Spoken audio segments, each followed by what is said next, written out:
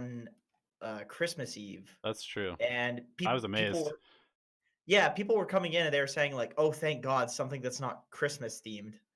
So I think there's like a group of people that just don't want to click on a stream and have it be like, "Oh, we're gonna talk about the holiday that's happening." Like they just want to not deal with the holiday, Right. which is cool. Plus, I'm kind of I don't really pay that much attention to holidays, to be honest, yeah, for I don't whatever reason. either. Neither It's like a neither Cat or gamer I thing. like really like going out anymore. Like we used to party a bunch when we were like in our early 20s and stuff, but now it's just like I could just like watch a movie and go to bed early instead. Yeah, I mean, I don't think it's an age like okay, to some degree it's an age thing, but only because when you get older, you get wiser. You realize that Probably. like for me, like my body is not like incapable of partying anymore or something. I fucking love partying and getting drunk and smoking the ganja and playing Mario Kart and having a good time. I find that really fun. It's just that, like one thing that I started doing when I was, I don't know, actually this was like a year ago, but in the last year, I was like, okay, I'm gonna go to the gym. So now that I'm like a gym person, I really value getting like at least 8 hours of sleep Yep. because that's when like growth hormone is released. So it's like psychologically, I want to sleep more now. And then also you just feel like shit if you feel really tired all the time if you're going to the gym and then you're not sleeping. Yeah, it's really So hard it's to like like continue going to the gym if you're not sleeping consistently. exactly, Yeah. yeah, exactly. So it's like so just because I've acquired doing this completely new thing to me at least. I know a lot of people they went to the gym and when they were teenagers and stuff, but I was a very out of shape teenager, very fat, unfit. So it's like I think as you get older you start doing better and better things. You start doing your dishes, cleaning your house, not because it's like, oh, I want to be an adult, and it's like Right, you dealing just with feel dealing better with that shit when is that stuff's awful. Yeah, dealing with that shit is terrible. If you let it get out of hand, it's like just fucks you over at some point. So it's like people. I guess that's like the definition of maturity. Um, but I guess the way when you're younger, the way that you're thinking about maturity is like, oh, you're gonna get to a certain age where your brain's gonna change, that you're gonna start doing this stuff. But it's more so that you just learn that if you don't do it, it's gonna fuck you over. And you can only get fucked over so many times before you're like, maybe I don't want to keep doing this. Yeah, it's true. I mean, I was just thinking about it because I mean, I just turned 31. Like, I can't believe I'm 31 years old and I still love video games just as much as I did as a kid. Like, I still like, you know, doing my own thing just as much as I did when I was a kid. It's not like my brain has drastically changed in how I approach life, but I also Right, right. now care about other things that like have made my life better along the way. Yeah. I think a lot of it's definitely a generational thing where the previous generation is like, oh, you'll grow out of that eventually. But it's just because they didn't have the thing when they were younger. So they're like, okay, well, we didn't have that when I didn't have that when I was like in my 20s, 30s. I didn't care about that stuff. So they're gonna grow out of it when it's just like it's a generational thing. Like I think we're probably gonna be playing people like kids are playing Fortnite now, right? But at a certain point, like Fortnite's gonna be an aging demographic Yep. at a certain point, and there's gonna be a new game. Like the Fortnite players are gonna be the old people. It's just generational. I saw somebody thumbs down the stream, and then they corrected it, which is cool.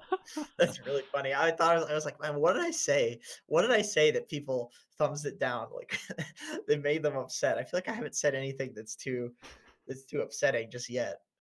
Yeah, it's probably you like to get drunk, they thumbs you down, and then you're like, I also like smoking the ganja occasionally, and they Now thumbs you somebody back up. somebody thumbs down just to be a dick. Three people. They're changing it You now. guys are douche canoes, That's each hilarious. and every one of you. Happy New Year's, chat! By the way, thank you for Fucking tuning in on your clowns. New Oh yeah, Year's. yeah. For a lot of people, it'll be New Year, right? How old am I? I just turned 26, so I'm a grandpa. No. At what point do you start feeling like I feel like ever since I was like 22, I felt like I was 40. I don't know. And then I look back every year. I look back. I look back to like when I was just turning 25, it's like, oh man, I was so young back then. Yeah, I know. Thinking of You're myself as like a 20, early 20-year old, like 21, 22. I'm just like, yikes. I can't believe I was like that back then. yeah. Yeah. Do you look back on like your late 20s and be like, "Man, I was young back then." Um, Not so much. I would just say I was like still kind of on my way to figuring out where I'm at now. Not that I Mhm. have everything figured out by any means. I probably have less Yeah. figured out than I did 5 years ago. But at the same time, I feel like I'm just kind of like getting a stronger and stronger perspective on things. And when I was in my late 20s, I was still kind of in between like a couple different phases. Sure. Once again, I don't think that's an age thing. I think I mean, to some degree, depending on how you define it, of course. But I really do think that that's something that you're gonna look back when you're 40 and on your 30s and be like, Oh, yeah. what was I thinking? It's just who you are at the time. It's a really weird concept. It's a really, really strange thing because I've heard my dad talking about like 40, 50-year olds as if they're like young guys, Well, because they uh, are, though, if you think about it. It's like, doing doing such dumb it's like, "Oh, they're doing such dumb shit. They're so immature." You know? how's your dad? Is he like 60s? He's sass 60s. He's in his mid 60s. They had me and my brother kinda late, so Yeah. my parents are older. Yeah, it's interesting. I mean, if you think about it though, like if you're like 45, statistically speaking, if you live in a like the US or Canada or something like that, you're probably and you're not like a drug addict, you're probably going to make it to at least 85, 90. So it's like you've only lived like Yeah. half your life. You have like that entire time that you've already been alive to do it all over again. Like, Yeah, it's crazy. Did you this is speaking of age, did you know that the average 20-year-old, I mean, this one's obvious. The average 20-year-old has negative money, negative net worth. I'm not surprised. Like you add up all of their things and their savings and their debt, and it's negative. The average 20-year-old, I'm not surprised. and the average 30-year-old has like 12,000 net worth Not with surprised. everything, with like debt and everything, and that puts into perspective how things are here. You know, we do have a we live in a very weird time. That makes me feel good because I don't have a lot of money or anything. It doesn't pay very well to be a YouTuber to Yeah, by totally. by any means. But I don't have any debt. I don't have any credit card debt. I was lucky enough to pay off my student debt because of Pugna. Bless up to Pugna. Those guys are pretty fucking awesome. Yeah. Um, so yeah, I just feel grateful and lucky. Yeah, I know. I mean, it's hard because everybody that you see on like the news or on the internet or whatever, you see, Shroud or something or Ninja pulling down millions of dollars for playing games and they're like your age or younger and you're like, what am I doing wrong? And then it's like that's Yeah, like such a tiny, tiny, tiny, tiny, tiny percentile data point outlier. right. The news really really tricks you with Yeah. showing you the stuff that they want to show you. And they I only was show you watching the like the news top tonight. they only show you outliers. So you think that everybody's like Right. that, right? You either think that everybody is doing incredibly well or the entire world is going to shit when in reality it's all pretty normal out there. Like if something's happening to you and it feels like it's abnormal, it probably isn't. It probably isn't as abnormal as you think. I've Yeah. even watched documentaries on people with these like incredibly rare, dwarfism diseases and stuff. And they're getting in contact with like communities of like other people with this like very rare dwarfism. So they're able to still, even with something that's like one in a million, they're able to still relate to like a group of people where they don't feel so abnormal, and people that are dealing with the exact same shit and going through it and getting making it past it. So Totally. yeah, that's definitely a lesson you learn as you get older, is that you're not abnormal. Everybody's abnormal, and if you're not doing well, it's probably because most people your age aren't either. Yeah, It's, totally. it's a sign of the times rather than like a sign of like how you're doing. That's not to say don't be productive and don't try to like be a ninja or something. Go for it, but Right. But it's, give yourself some slack if you're not quite there yet, yeah, you know? yeah. Marcus Aurelius always says that in his book. He says in Meditations, he basically like he repeats that like once every chapter. He's like, yeah, all of this stuff is good, but you're human, so Yeah, don't pretend you're not. Otherwise, it's gonna really bite you in the ass eventually. definitely. Well, speaking of all this old talk, Alchemy Answers is getting kind of old. This is episode 60, Jenkins. So Yeah, we're getting up there. we're getting We're up we're there. almost we're almost retired actually, retirement age. Well, I mean, if this was like the 80s or 90s, we'd be retirement age. But Yeah. let's be real. We're gonna retire at Alchemy Answers 70 Yeah. if we're keeping it true to the Well, times. it's true. We'll see. I mean, it's not like we've been putting any money in our IRA or retirement accounts or whatever from Alchemy Answers, so we could just be those, old homeless guys on the street begging for change at the end of the Nah, day. man, I'm gonna work at Best Buy. That's like what's my Alchemy Answers Best Buy? I guess I could go make guides for like Game Leap or something. People wouldn't know the difference between me and Speed. They they they can't tell the difference unless we're on camera. Then it's like obviously I'm the sexy, very masculine one, and he's the one that looks um like a looks like like a they're toe. yeah like yeah just basically just a big dirty hairy toe. Somebody who has like tons of calluses and stuff on their toe. Yeah, I'm just exactly. kidding. I don't. He's a good looking fella. He's a good looking fella. uh all right. Well, should we get into it? Should we get into Yeah, episode let's do 60? it. Let's do it. We got 5 questions. So if anybody is you look like your mom, I look like your mom when she was 25. Well, that's a pretty big compliment because I think your mom's pretty fucking hot. In fact, she was at my house last night. So I the Magnificent says, new patron, have you seen BSJ's recent video where he goes over the Singapore Invitational drafts? No, but I would be interested to check that out. Apparently, he predicted 11 of 12 games correctly based on the drafts alone. Thoughts on whether the draft determines the game, and if so, are pro players overrated and are coaches underappreciated? Kind of an Well, interesting question. I I I do think coaches are underappreciated. I really do. Uh, for drafting reasons and for psychological purposes, I think that it's almost. I had my buddy over here for he's staying with us for like the week for the holidays, and he was watching Fortnite, and he was watching a scrim that a professional Fortnite team was playing, and he was just laughing as somebody who isn't involved with esports and just watches it.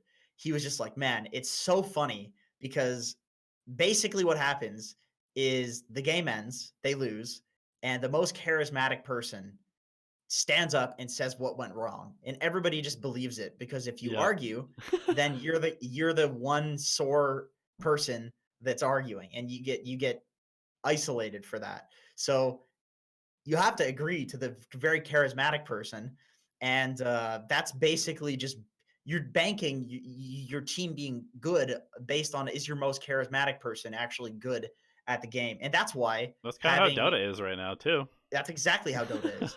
That's why having a coach is important because they can go in and be like, okay, we messed up the draft.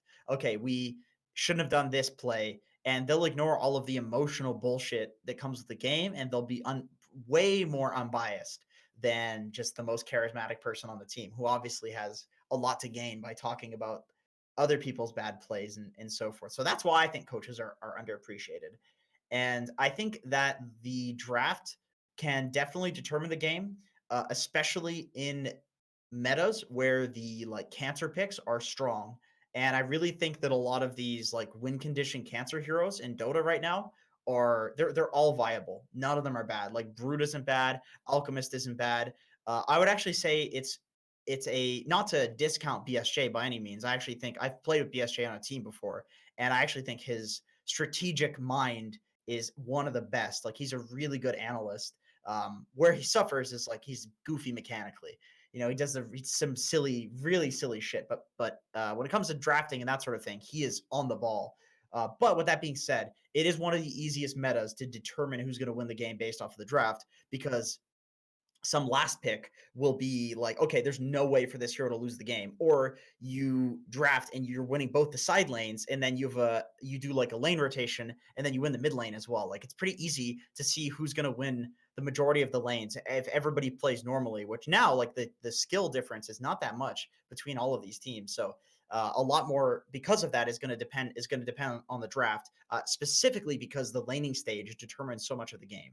So Yeah, that's kind of the flow for me, is that if the laning stage did not determine so much of the game, then it wouldn't be as easy in the meta to figure out who's going to win the draft, who's going to win the game based off the draft. right. But it is the laning stage does so. I also think it's kind of a symptom of us being very early in this new meta. Like if we think about it, the meta for TI lasted what, like 6 months or something like that.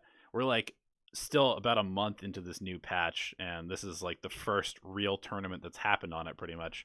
So people are still figuring out all sorts of new stuff, like how the items integrate, what the timings are, how you're supposed to play the map. I actually think that we're going to see a really drastic shift on how you play the map in terms of like the side shifts and stuff like that. And Yep. that's going to drastically affect what picks are good. And because there's so much shifting right now, it is very snowbally, because if you can get a lead early on and people are still, kind of like chaos playing the game, like you win the laning stage, you just have stronger heroes for 15 minutes. Everybody's trying to fight over all these objectives. You lose a couple fights, the game's over. Yep. Yeah, I agree. I agree. I was going to mention that as well. I think things are always very weird when a patch has just come out.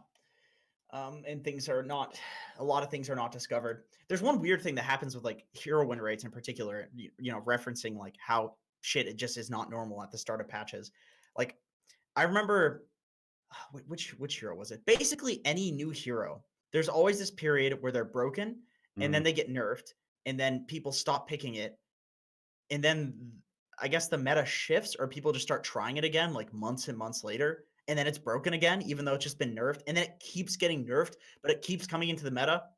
And then everybody always looks back and is like, man, imagine if you played this hero in that period where nobody was picking it and people thought it was bad because it got nerfed. Like I think Right. Void Spirit might still be the best mid laner in Dota, period. Yeah. I It's mean, just that people need to get like as high skill with it as people are with Ember. Think about like how exactly. people play Ember now. Like it's expected if you're an Ember Spirit player that you know how to do like the remnant thing where you put two remnants in, one remnant out, and then you like take a rune with the two remnants that are in. Like everybody expects Ember players to do that sort of shit, and a lot of them actually can. Right. Like, dude, in one of my videos, I don't know if it's on my personal channel or on this one, I don't remember, but I was looking at like an Archon or a Legend game, and I saw an offlane Ember Spirit, like dumb pick, right? So the guy's like just griefing the game, but he's like one frame dodging stuns and shit with Right. his sleight of fist and playing offlane Ember. Like he's making dumb decisions, but still at that level where he's making that dumb of decisions, he's still able to mechanically dodge stuns and shit with this ability, because it's just everybody. It's been out for so long that everybody's gotten so good at it. Like Yeah. humans are just really good at developing muscle memory for stuff. It's That's the also bottom line. it's also really interesting how people will just see one negative thing on a hero and just immediately decide it's terrible. And it's like Yeah, that's accurate. most of the reason that the hero is good is because of the playstyle of the game. It's not necessarily just the numbers, you know? It, Yeah, yeah, and exactly. unless it's been like a big rework or something like that, like Drow suddenly having the ability to push waves, or Tree getting like this crazy regen and lane. But even those heroes, like Tree is going to get nerfed for probably 8 straight patches, and he's going to be It's good for like still eight still straight be good. patches. Yeah. Yeah, yeah. But when it gets nerfed, it'll fall off. The win rate will go down, but then people will adjust the builds and adjust the play Right. style and get better at it, and then the win rate will go up again. Look at Puck. Yeah, a I lot of mean, the look. time it's literally just about building one different item, or Okay, or just right. like, you know, This exact thing, we have an example from the last 2 weeks where this happened. Puck, when he or she, whatever the fuck. I made that joke a bunch in one of my videos. People got really pissed off. They're like, just refer to it as they. It's like, well, all right, whatever. Fuck. Okay, Puck got buffed in 7.23. Had a 55% win rate, was like the third most picked hero, was broken. And then got nerfed, and then went down to like 49%. And that now currently it's the most picked hero, mhm. 54% win rate. How in God's name does the win rate go down and then up again 4% points, and then also it's the top picked hero with this win rate in pro level pubs? Puck is the best hero in Dota right now. Yep, I agree. Period. Puck is the best, and she was better in 7.23.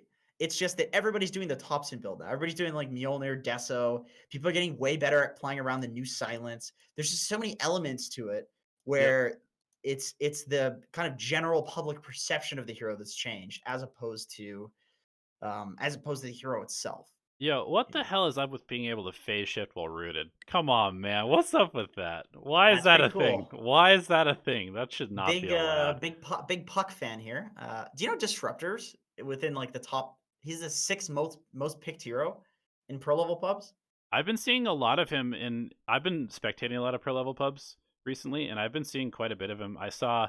I've also been using the Overwolf thing. I checked it out. It's dude. That's Dude, some it's a good. lot. It's a It's some good it's stuff. a game changer. Yeah, it's a game changer. I saw that Jimmy had played like 56 disruptor games this month or something like that. Wow, yeah, yeah. The top. I think I'll probably make a top fives. Well, actually, no, you could do that. You're a five player. I shouldn't do that because You that's taken away unless you you know can you you can anyway. do whatever you want, man. You can do whatever you want. All right. Because I think it's pretty like the fives are actually quite good right now. The fives that people are picking, it's like Wyvern, Lich, Disruptor, and Snapfire, of course, and they're all really good. So Yeah, I mean, feel free to make it. Like, I am not playing enough Dota right now because I've been gone. So I'm I'm still picking like not those heroes and losing a bunch, except for when I pick I'm Tree. watching a lot. Anyway, Shiver says jumping off of LD or ID. I don't know if that's a capital L or a lowercase d, just saying. But what are some good resources to use to learn how to draft better? Are there any simulators or you just do a bunch of scenarios of ideas, how you want the game to flow or something else? Sorry, can you read that again? I was spacing out. I saw How in the do you chat. how do you draft better? How do you draft better? That's basically it. I would say analyze drafts. It's really hard to figure out drafting without actually seeing the game played out in front of you. Like you have to play the drafts. You have to watch the game after the draft happens. Watch at like what time heroes power spike and how teams are abusing it and things like that because the draft is based off of all of those things. The draft is based off of gameplay. You have to see the actual gameplay or knowing how to draft is meaningless. It's not something like last hitting or pulling that you can just go into a practice lobby and practice it because we could argue all day about I could draft against you. We could argue all day about how my draft is better than yours or your draft is better than mine. Right. And it's not going to mean anything unless we actually play and we see like, okay, well, this power spike of this hero lines up to this power spike, which is your win condition, but my spike is harder than yours, so I win. But I can only say that if the game actually is played out because there are too many permutations in Dota. So all I can say is Dota buff, just Dota Yeah. buff, and then 8x through the replays and get an idea for like why people are picking these drafts together. A lot of the time, it won't be immediately obvious, and then you go into the game and Bloodseeker will rupture somebody, and then Venge will swap them, and they take 2 million damage, and it's like, oh, that's why. Right. That's why these heroes are picked together. Right. Um, Another thing that you can do, kind of a different approach, is to play one hero like 100 games in a row, first picking it, and get a sense of how that hero interacts with all these other heroes that are being picked around you. Um, and then you can kind of understand, like, oh, okay, this is not a hero that I want to draft in the first two because then these two heroes always seem to come out to counter me and make my lane really hard. But if I pick it like 5-6 or as a last pick, then suddenly it feels like the game is super easy because I'm good at this hero and I'm not being countered by these specific heroes that are always ruining my game. Sure. Yeah, that's actually like the golden rule of Dota. Ellie said that the other day. We were talking about the just different rules of how to get better at Dota quickly. If you have the time to treat it like it's a job. Well, like I'm saying hypothetically, fuck fun completely. Yeah. Ignore fun. Well, how do you get better at Dota? Ignoring fun. And Well, I'm not saying that you need to not have fun. I think it's a game and you should have fun with it but if you do not care and you only care about gaining MMR, the like, number one thing, spamming heroes. yep, pick like two That is heroes. that is the golden rule. It solves almost every learning problem that exists in Dota, where you'll hit a plateau. If you spam heroes, it would get you over every single plateau. Yeah, I agree. I mean, it's actually nuts. You'll see, um, I would say probably like 50+% maybe even higher. Maybe like 70% of the people that are in like divine or immortal are hero spammers that play like 3 heroes, and At least at one point they were. they're way worse at everything else. Is the new meta a farming meta or a fighting meta? I still feel like it's a fighting meta Um, from my games. yeah, it's definitely fighting, but I think that there is a really cool thing that we're gonna see the pros execute super well, which is that it's going to be a very sort of like segmented game where 5 minutes runes, 7 minutes jungle items, like 15 minutes jungle items, outpost 10 minutes, that kind of stuff, and it's going to be like this really Yeah. cool sort of flow chart almost. But because there's so much going on, it's still going to be interesting, but we're going to see like very well coordinated movements from like one place to the next to the next to the next by the best teams. Right. Right. Um, and it's like, 7 minutes is like the jungle items. You could choose to smoke to kill their carry who's going to farm in the jungle, or you like pre-ward as a support for 7 minutes so that you know where the carry is and you can just gank them and kill them in the jungle on that vision, or you could go jungle and secure your jungle. Like there are actually a lot of choices that you can make regarding these timings. Um, I was thinking about that with the change to the outposts, how they're now every 10 minutes, and also how they give less experience than they once did. Like now you can make the choice where, okay, we're gonna take Roshan but sack 2 outposts, Mm-hmm. or we're gonna take the mid tower and while the enemy team's going for 2 outposts, because you straight up cannot defend an objective while there are out while you're trying to take 2 outposts. There's no way. Yep. It's not possible. So I really think that it is interesting if all of these objectives are balanced and we have the ability to make choices. That's the only thing that I do think that when it comes to these jungle items, for example, most people currently opt towards just farming because it's way safer than like trying to infiltrate any of these double high grounds. Mm-hmm. So I do think that there needs to be a little bit of a change in regards to making it easier to contest the enemies when they're farming like the 7 minute jungle items, for example. You know Yeah. what I mean? Like I really Yeah. think that the choice factor is the interesting part of Dota, and I think that it's a little too risky to not just choose to like farm the jungle, and a little too risky to choose not to go for the outpost. But I would like to see with the balance, like how people are making those choices. Like if there are patches where I think that like outposts are going to probably get nerfed again, realistically. That's Yeah. that's probably going to happen. Yeah, I think one of the coolest things is that um oh my god, I just completely lost my train of thought. I Gotta apologize. gotta smoke less ganja before these I'm replay not. I reviews. just forgot. Funny, there's a teacup on our thumbnail. It's not, I had two cups that's of tea not today already, so I'm feeling pretty good. that's a drug, man. That's caffeine. That's drugs. Stop doing drugs. Drugs are bad. Come on, man. How are you influencing the children? Think of the Oh, children. I remember what I was gonna say. I think it would be really cool to start seeing people like how whether teams, it assuming that the all the objectives are balanced, it would be cool to see teams like NIP is known for controlling the outpost super well and drafting heroes that are really good at controlling outposts, and that's kind of their style of play, is like playing the side lanes and like keeping the outposts and winning the EXP game, while somebody else might be all about the neutral items, and like they always stack for their heroes so they get the 3 neutral items like super fast and they try and push off of that timing or something like that. Sure. That'd be fun. Or like control one outpost and just try to take one jungle to like farm the Hmm. neutral item, something like that. There's definitely a lot of choices that you can make. And I think that's probably like I love the new changes, but I think that's probably where the balance will come from. Yep. Is just like, okay, there aren't enough choices we can make here, so let's just make a few tweaks where there are some other choices that could contest the obvious ones, and then I think Dota will be great. I think we'll be in a really good spot. Yeah. Okay, moving on, Ganksy says, "How do you play Viper once the laning stage breaks down? As a 5, I've just been sitting in side lanes and pushing out, but I feel like I can't really do much since I don't have the snowballing lead I would have as a mid Viper." So yeah, I mean, as a 5, you can definitely just sit in side lanes, and push it out because you're hard to kill and you're very quick at pushing the lanes out efficiently. You can definitely do that. I think that's a perfectly fine thing to do. But at a certain point, you want to group up with your team.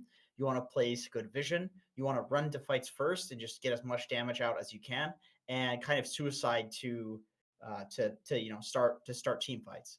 Like that's basically how you're either pushing out side lanes, or you're playing with your team and warding around objectives and running at objectives with your team.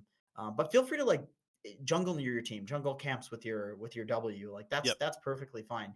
Just play it like a core almost, except with Buy wards more and more utility yeah, items, with more basically. focus on you're jungling camps that nobody else is going to take because the minute mark's about to pass and it's going to respawn, something along Right. those lines. Or you're pushing a lane that nobody else wants to do. You're basically playing the exact same hero, just you're taking all of the farm that nobody else wants to take, which is fine because Viper's actually quite good at doing that because he's a giant pain in the ass to kill.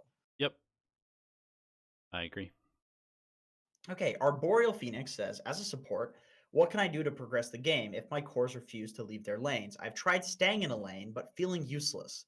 I've tried asking a core if I can have the lane while they jungle, but then they say, no, I need the farm. Honestly, fuck core players, man. Trying to make rotations across the map seems useless because we usually don't have enough power to kill anything because we only have one core in each lane. I don't know if I should start cutting waves or just jungling because my cores won't, but it feels bad when your mid carry and offlane core stay in the same place for 20 minutes, then wonder why the game is hard. This is a problem. It is a huge problem. I Any would suggestions would be helpful. so what I would do, and I actually have a video that I'm in the process of making on PPD playing 5 in a game where they were getting completely pooped on. Um, but what you kind of need to do is there's two things. Number one, you go and you basically sit near the core that seems to be the strongest, and you just jungle next to them and get your farm. Because if nobody else is going to do anything, you might as well be getting farm. Don't just stand there and like wander around the map getting no experience and no farm. Just get some farm as well because you need to Yeah. contribute to the game. Number Yep. two, pick a smaller area of the map instead of the whole area of the map and try and control that with wards, and then naturally your team will kind of congregate towards vision most of the time, which you can kind of like bait your team to play in the area you want them to do. And then number three is if you're a hero that has the ability to push, like a Jakiro or a Shadow Shaman or a Viper, anybody that can shove waves, literally just go to the lane that you want to push and just shove the creep wave, and your Just be offlaner will be there like, with the "What core. are Yeah. you doing? You're taking my farm!" And you just mute them and you just shove the creep wave and just start hitting the Then the tower. enemy team will come fight you, and then all of a sudden you have the fight that you wanted. You have your cores are actually doing shit because you're forcing them to do it. Exactly. I gotta say, I have been playing on, you know, let's just ignore morality here for a second. Don't judge me for this, but I have been playing on a Smurf. Uh, I tried to play on my 6.5K Smurf. Let me tell you, 6.5K MMR, which at that point is that really a Smurf? It's very close to my mains MMR. Just an account that I can like practice heroes on. I can't get games. I straight up cannot get games because of behavior score. Thanks to fucking goddamn Sammy Boy Dota. I lent him the Smurf and he got it down to 80 behavior score. I don't even know how that's possible. He got it down to 80. So I've been trying to calibrate a new account that's like 4.5K, but I can't play ranked. So I'm playing unranked, which is putting me with like Archon and Legend players and stuff. Mhm. And I gotta say, I just steal shit from my cores. Oh yeah. Like if my cores aren't doing the right thing, I don't even try to tell them what to do. Maybe I'll try to politely do it, but most people will just think like, "Oh, this guy's an idiot. I'm not going to listen to him. I'm really good at Dota," which is fine. I just go and steal their shit and try to make stuff happen and progress the game forward. Yep. And I do have to say that in those games, I do personally um I will sometimes like jungle and just scale to be a core if Yep. that is the only thing that can happen. Like people are just sitting in lanes and feeding and doing nothing. I will like try to be a core. Some games are just unwinnable, man, though. Some games Yeah. are totally unwinnable. The best thing that you can do is just be around people. Be around who you think like the strong guy is. And if you have to jungle there, that's fine. Like stack and jungle and cut waves and whatever. But definitely I would say that there might be more space on the map than you think Yes. to Yes. farm. Like there might be more stuff on the map because I can say that in these games, like the problem is not people sitting in lanes. It's like people sitting in jungles. Like they'll push one creep wave, and then And it's then like immediately go they're this jungle. Yep. yeah, they're like this tanky big ass motherfucker, and they could easily go and keep pushing multiple creep waves because they're like some underlord who's unkillable, but they just run to the jungle like a little bitch, and it's like, "Oh, well, okay, I'm gonna go push that then as like a Viper or as a Shadow Shaman, and maybe I'll Right. die, but I'm going to get a lot of farm from doing that because the whole enemy team is going to congregate to where I'm at, and then also I'm going to be killing creep waves on the way there and maybe get a tower. So yeah, I would say that like look to take more aggressive farm. You could take farm away from the enemy team too. Like if you run into their jungle and start taking their farm away, that's a way that you can make space. You can screw over the enemy team, and that's not like taking farm away from your cores who are sitting in the jungle. I would say that like sitting in your own jungle is the worst thing that you can do as a support ever. Like you almost never want to do that. I like what Donnie said. I like the idea of jungling near your cores. I like the idea of just stealing farm from them and pushing lanes that need to be pushed. And I like the idea of taking farm away from the enemy team Yep. and pushing waves where your team are too big of sissies to go and take those waves. Like that's your solution. I think the solution should almost never be just jungling safely in your own jungle, even if Oh, your cores absolutely not. are not doing that. I do want to say though, like, have a purpose behind that. Like, if you're taking farm away from your cores, if you're taking jungle camps or whatever, have a purpose. Like, know that you are doing this to get to this specific item, which is going to allow you to then fight.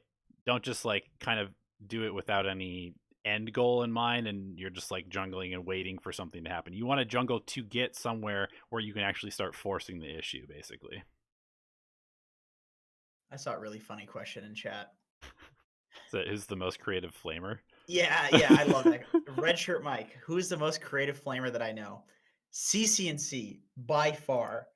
CCNC will say to people like, "How you have no wrinkles in your brain? Your brain is wrinkleless." And he'll say like Tiny, you're playing aggressively bad right now. Like it's actually aggressive how bad you are. This is hostile. Like just I He's don't. there's so many He's a funny clips of he's a him. poet. He He is a fucking poet, he man. really is. Oh my god, there's one, man, it was on Reddit recently, and he was talking about malding, which I think is a super dumb term, but the way that he used it made me so like I was just cracking up because he like it was in the midst of one of these like poetic like you know Walt Whitman prose essays that he was just spouting Yeah, out yeah. about somebody on his team. Oh man, I had a good flame the other day. I was oh god. I was playing Dota really late at night and somebody got in an argument with me like oh my god. They were like a Doom support or something. They were going Midas, some stupid awful stupid shit like that. And basically like we had a bunch of really strong heroes, super beefy, way stronger than the enemy team, and just the whole team refused to go fight. Like they were so scared. And I was arguing with some guy. He was like arguing with me about it. I was just like, dude, were you raised by a fucking family of mice? What the hell? And then for the rest of the game, I just kept calling them like mice children and like they're acting mice like and shit. I think I was streaming with Henry. I was oh fuck what was anyway, I was very proud of that. I was very proud of that moment was asking if they were raised by like a family of mice because it's not it's not rude. I mean it's kind of rude, but it's not like I it's like not figuring like out ways to flame people without just resorting to "you're an idiot," exactly. "you're a retard." Vulgarity. Like, Right, right. yeah, Yeah. Exactly. So that's why I was proud of that one because it's like, man, usually it takes all of my inner strength to not just resort to vulgarity because I'm Canadian. That's what we do. We just swear and we insult and we fuck with each other. Like that's just a Canadian thing. So I would really wanted to resort to that. So it's like something has to come from inside of me to say something that's even like 10% CC and C like. And so I was pretty proud of that. My girlfriend was just laughing about it. She's like, dude, did you just like call somebody a mouse? And I was like, yeah, dude, I didn't want to be like rude, but I also needed to insult the guy. So I called him a fucking mouse. And CC and C is just like filled. He's just filled with these brilliant insults. God, he has some 10 out of 10 ones. Anyway, let's see. Next question. Positive Vibes says, need help. Started playing Puck, best hero in Dota. The hero feels great to play. I have tried playing a more ganking oriented play style, and I've tried to play for efficiency, fast timings, and rotations. Definitely a ganking hero. However, I have an overall 36% win rate over 76 games and a 20% win rate over the last 20 games. Should I just take this as a sign and move on? Is there any suggestions on how to improve on the hero? Damn, dog. That's a rough win rate, I have to say. Watch your Uh, replays. Find out why you're dying, because you're probably making a lot of mistakes. yeah, first and foremost, definitely watch your replays. Watch a replay of like a pro puck to see what they're doing. I mean, there's a lot that could be going wrong. If you're trying to gank without coil, well, that's a problem. Like Yep. coil is the only thing you should be ganking around. You have to be realistic. If you don't have coil, you just sit in lanes and you just push them out with your double nukes. Your build might be wrong. I think that if you're not playing like a mid puck, you should be going for like travels, veil, that sort of thing, and just push lanes and be a utility hero. You go for like the cast range talent. If you're playing like the mid puck, well, that's a little different. That's like Maelstrom, Deso, and you go for the phase shift attacks talent, and that's more of a play style that I think would be very specific to. You have to play it a lot to get to be good at that. Like that's a stylish kind of mid player sort of esque play style. You know what I mean? Like it's very different from the utility. Yeah. I'm gonna like do magic damage and silence people and coil them puck. It's Yeah. very like single handedly carry the game. It's kind of like playing Shadow Fiend or You know, something like that. here's what I've noticed a lot is that there's usually two ways to play these popular heroes. And one of them is like the standard way that any pro player will be able to pick up and execute in a game. And then there's always like the next level one, which is like some sort of weird niche build and kind of strange playstyle that's really, really good and has been developed by one person spamming it over and over and over in their own style. Kind of like Thompson playing is like insane Monkey King Radiance, where people are like, why would you ever buy Yeah, Radiance yeah. on Monkey King? And it's because Right. he has developed this way of playing the hero that is so specific to how he plays it. And then everybody in pubs like going Radiance Aghanims and just feeding and having like a 5% win rate on Monkey King. And you're like, why can't I do it? It's because he's playing it in such a specific way that allows him to Right. abuse that build. Whereas you could just go phase Echo Saber BKB on Monkey King and then be a passable player on the hero. I agree. I think I totally agree. Uh Basically try the standard puck Yes. the puck play style until you're good at that, and then do the next level one. Because it's very experienced puck players that are having success with the Maelstrom bullshit. In fact, I would say that puck's win rate should be like 60%, but people are playing like off lane puck, or they're playing puck in a game where they already have a lot of damage. And people still go for Mjolnir Deso because it's just the build. Right. And then they lose because, boy, I wish somebody had a BKB piercing 6-second disable, Right. but our puck has a Mjolnir and a Deso instead. I wish Exactly. somebody had a blink to catch this nature's prophet who's split pushing us, but our puck has a fucking maelstrom. You know? Right. So I would say that the other puck build is much more stable, and give that a try. I saw something funny, by the way. I do want to point out. Somebody said in chat the most savage insult that they heard was they said Pudge is cheating. He's playing with an extra chromosome. And it's like, these are top tier insults where they're not just like explicitly vulgar, but they're still offensive, but in a way that kind of hurts. Right. That's good. That's good stuff. I That's good. I routinely ask people who are complaining and whining constantly if they need me to tie their shoes and cut the crust off their bread and send them to school with a lunch bag. Oh, that's good. I'm That is already so supporting funny. you this much, man. You need me to tie your shoes too? Get you some Velcro? Wipe I'll your tell ass?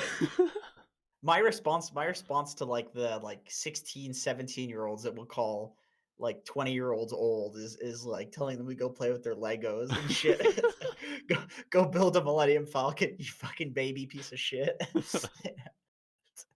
it's it's better. It's better to insult like that than to it's more fun too. It's a lot more fun. Yeah. Um Anyway, that's it for the questions. Actually, we don't have that many questions. Obviously, it's New Year's or New Year's Eve for most people.